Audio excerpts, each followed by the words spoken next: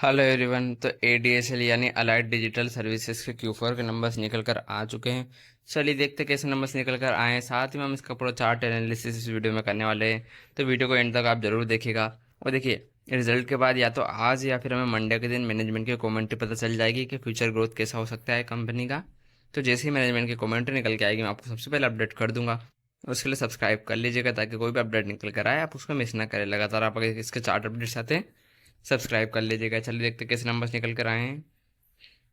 ₹1.5 पर equity share का dividend दिया गया है कंपनी के द्वारा। ठीक है, अब रिकॉर्ड डेट अभी इसकी नहीं हुई है।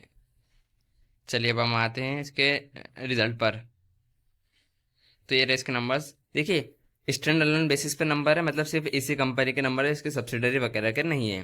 तो मैं आपको स्टैंड अलोन बेसिस पे बताऊंगा क्योंकि इन्होंने कंसोलिडेटेड बेसिस पर अपलोड ही नहीं किए हैं। चलिए देखिए, लास्ट जो कंपनी का इनकम थी, सारे फिगर्स लेक्स में दे रखे थे, मैं आपको करोड़ में कन्वर्ट करके बताऊंगा। लास्ट ईयर आपको जो देखो एक्सटर्नल बेसिस पे आपको नेट नेट पता चल जाएगा कि कैसे रिजल्ट इसके का ओवरऑल देखने को मिल रहे हैं। देखिए, लास्ट ईयर जो कंपनी का इनकम इनकम फ्रॉम ऑपरेशन था, रेवेन्यू फ्रॉम ऑपरेशन था, वो था 82 करोड़ रुपए का।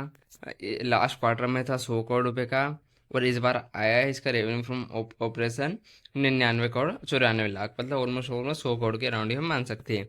तो साल दर साल हमें रेवेन्यू एक अच्छा खासा ग्रोथ करता हुआ देखने को मिल रहा है। क्वार्टर ऑन क्वार्टर हल्का सा रेवेन्यू डाउन होता हुआ देखने को हमें मिल रहा है। चलिए, पर इस बार कंपनी के अदर इनकम बहुत ज़्यादा देखने को मिली है, जो कि ऑलमोस्ट है 35 करोड़ रुपये के अदर इनकम। चलिए एक्सपेंसेस पर आते हैं। कंपनी के जो लास्ट ईयर हमें खर्चे देखने को मिल रहे थे वो थे 73 करोड़ रुपए के, लास्ट क्वार्टर में थे 94 करोड़ रुपए के, और इस क्वार्टर में 124 करोड़ रुपए के, मतलब एक अच्छे खासा खर्चे भी बहुत ज़्यादा कंपनी के बढ़ते हुए देखने को मिल रहे हैं। चलिए आते हैं हम इसके प्रॉफिट आफ्टर टैक्स पर। देखिए प्रॉफिट, लास्ट ईयर जो कंपनी का प्रॉफिट हमें देखने को मिला था वो था 6 करोड़ रुपए का। लास्ट क्वार्टर में हमें देखने को मिला था 5 करोड़ 94 लाख, और इस क्वार्टर में हमें देखने को मिला है 31 करोड़ रुपए। तो मुझे लगता है कुछ एडजस्टमेंट होगा, बट 31 करोड़ रुपए का प्रॉफिट हमें देखने को कंपनी के मिल रहा है। चलिए अब हम आते हैं इसके ईपीएस पर। तो ₹1.22 का ईपीएस था लास्ट ईयर इस क्वार्टर में। इस बार आया ₹5.02 का ईपीएस, मतलब एक अच्छी खासी ईपीएस में ग्रोथ हमें 5 टाइम ईपीएस होता हुआ देखने को मिल रहा है। अगर कुछ एडजस्टमेंट नहीं है तो हम कह सकते हैं बहुत अच्छे रिजल्ट हमें कंपनी के द्वारा स्टैंडर्ड बेसिस पर देखने को मिल रहे हैं। तो कंसो बेसिस पे तो और अच्छे होंगे। चलिए देखते हैं इसके चार्ट एनालिसिस पर आते हैं।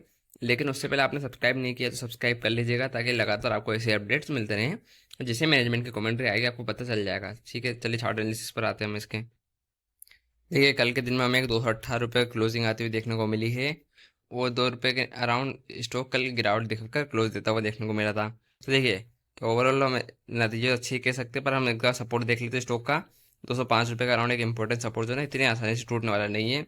लेकिन अगर टूटता है, अगर ये सब रेवेन्यू वगैरह हमें एक्सेप्शनल आइटम्स है, तो फिर हमें गिरावट देखने को मिल सकती है और 185 तक जाता हुआ स्टॉक देखने को मिल सकता है। सपोर्ट ध्यान याद रखेगा। ऊपर में अगर रेजिस्टेंस टूटता है, हमें कल का हाई 225 का राउंड का, अगर ये रेजिस्टेंस एरिया है, ये टूट जाता है तो बढ़िया तेजी होती हुई देखने को मिलेगी। देखिए 225 के ऊपर जैसे निकलेगा स्टॉक तो फिर सीधा हमें जब नेक्स्ट रेजिस्टेंस जो है निकल कर आ रहा है वो है ₹237। देखिए 237 का एक रेजिस्टेंस एरिया, और 237 का ऊपर अगर निकलता है तो फिर सीधा हमें 245-46 तक जाता हुआ देखने को स्टॉक मिल सकता है। तो ध्यान रखिएगा, इंपॉर्टेंट लेवल का लगातार ऐसे अपडेट्स आते सब्सक्राइब कर लीजिएगा। बाकी बी कॉशियस।